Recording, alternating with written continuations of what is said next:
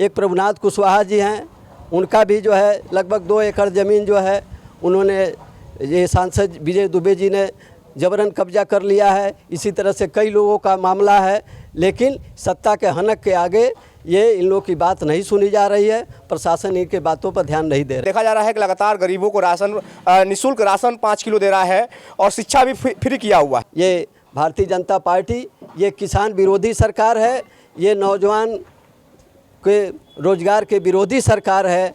आज हमारे साथ बातचीत करने के लिए आरएसएसपी के जिलाध्यक्ष रमेश्वर कुशवाहा मौजूद हैं, इनसे हम बातचीत करेंगे। अभी हाल ही में आपने एक वीडियो देखा होगा फूलबदन कुशवाहा का, जिन्होंने कहा है आरएसएसपी, ये जो राष्ट्रीय शोषित समाज पार्टी है, ये शोषण समाज पार्टी है। इस पे आज इनसे हम बातचीत करने का प्रयास करेंगे। बहुत बहुत स्वागत है इस चैनल में। बहुत बहुत धन्यवाद। अभी आपने एक बयान देखा होगा, जो भारतीय जनता पार्टी के एक नेता है फूलबदन कुशवाहा, उन्होंने कहा है कि जो मौर्य जी का पार्टी है वो एक शोषण समाज पार्टी है। इस पे क्या कहेंगे आप? उनका बयान ये निराधार है।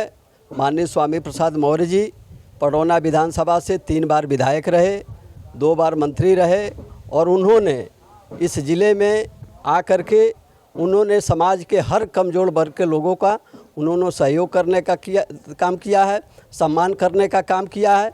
लेकिन जो बयान आप कह रहे हैं कि जो फूलबदन कुशवाहा हैं, उन्होंने जो आरोप लगाया है वह निराधार आरोप है।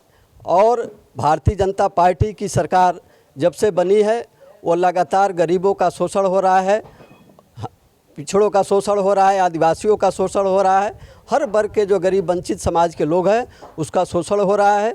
और ये पहली सरकार है जिसने कापी किताब पर भी जीएसटी लगाने का काम किया और केंद्रीय विश्वविद्यालयों में इन्होंने 4 गुना शुल्क बढ़ाने का काम किया, जिसके चलते लगभग 50,000 छात्र जो है केंद्रीय विश्वविद्यालयों से शिक्षा लेने से वंचित रह चुके।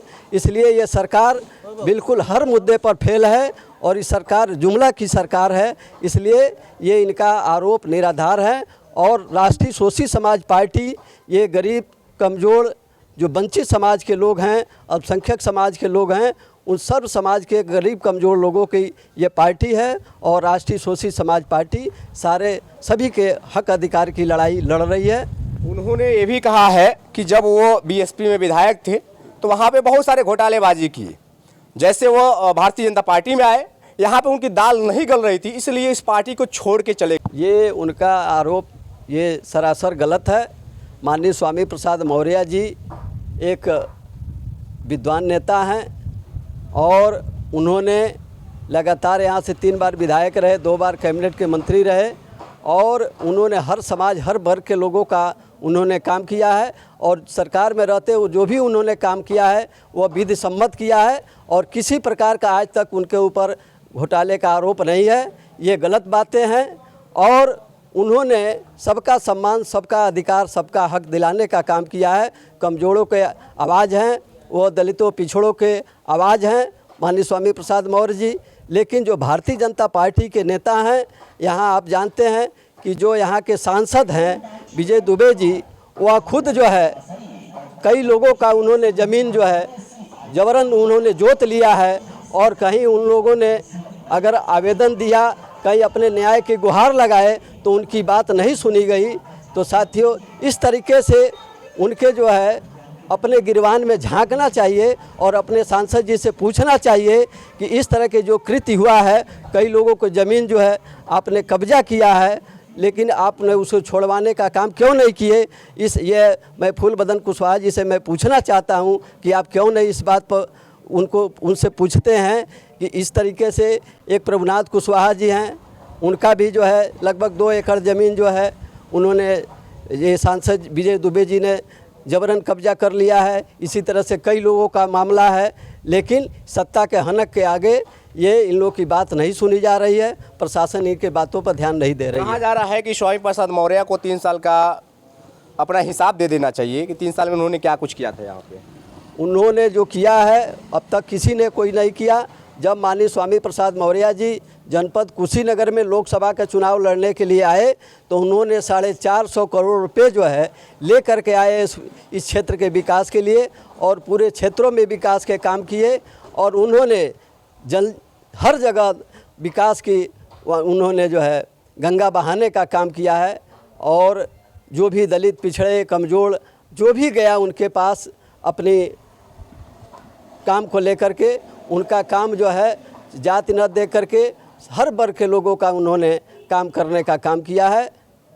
लेकिन देखा जाए कुशवाहा समाज से आप भी आते हैं, कुशवाहा समाज से फूलबदन कुशवाहा भी हैं, कुशवाहा समाज से मौर्य जी भी हैं, लेकिन कुशवाहा समाज के लिए उन्होंने देखा जाता है कुछ नहीं किया है। माननीय स्वामी प्रसाद मौर्य जी केवल एक वर्ग के लिए नहीं, माननीय स्वामी प्रसाद मौर्य जी सर्व समाज के नेता हैं और सबका सुनते हैं, सबका काम करते हैं। जो भी जाता है उसका सबका सुनते हैं, उनको न्याय दिलाते हैं और पूरा जितना संभव हो सके प्रयास करते हैं। ये आरोप निराधार है। अभी अभी आपने कहा है कि भारतीय जनता पार्टी गरीबों के लिए नहीं है, लेकिन देखा जा रहा है कि लगातार गरीबों को राशन, निःशुल्क राशन 5 किलो दे रहा है और शिक्षा भी फ्री किया हुआ है। भारतीय जनता पार्टी ने केवल लोगों को ला करके राशन पर खड़ा कर दिया है। जो पहले लगभग 36 करोड़ लोग जो है राशन पर जिनका वो जीवन यापन होता था, लेकिन जब से भारतीय जनता पार्टी की सरकार बनी है अब लगभग 80 करोड़ लोगों को उन्होंने राशन पर खड़ा कर दिया है। जो अपने बच्चों को कैसे पढ़ाएंगे, कैसे पालन पोषण करेंगे। लगातार जब से भारतीय जनता पार्टी की सरकार बनी है गरीबी लगातार बढ़ी है, बेबसी लोगों की लगातार बढ़ी है और जो उच्च शिक्षण संस्थानों में जो गरीब के बच्चे पढ़ते थे अब 4 गुना शिक्षण शुल्क बढ़ जाने के कारण बड़े पैमाने पर वो बच्चे शिक्षा से वंचित होते जा रहे हैं। और इस सरकार शिक्षा, नौकरी छीनने का काम कर रही है, शिक्षा से वंचित करने का काम कर रही है। ये सरकार लगातार महंगाई से आम जनता की कमर तोड़ने का काम कर रही है। ये भारतीय जनता पार्टी ये किसान विरोधी सरकार है, ये नौजवान के रोजगार के विरोधी सरकार है। इस सरकार को जो है जनता अब जान चुकी है, इनके जुमले को पूर्ण तरीके से जनता अब समझ चुकी है। इनके जुमले में अब जनता फंसने वाली नहीं है, इसलिए ये बौखलाए हुए हैं और अनाप शनाप भारतीय जनता पार्टी के लोग बयान दे रहे हैं। बहुत बहुत धन्यवाद। ऐसे में देखा जाए लगातार आरोप प्रत्यारोप लग रहा है, लेकिन अब इसमें आपको देखना है कि आपके लिए कौन से पार्टी, कौन से नेता आपके सुख दुख में साथ देते हैं। अब इस वीडियो को लेकर क्या कहना चाहते हैं कमेंट बॉक्स में जरूर बताइएगा, वीडियो को शेयर कर दीजिएगा। फिर मिलते हैं हम अपने अगले वीडियो में, बने हमारे साथ, तब तक के लिए धन्यवाद। जय हिंद।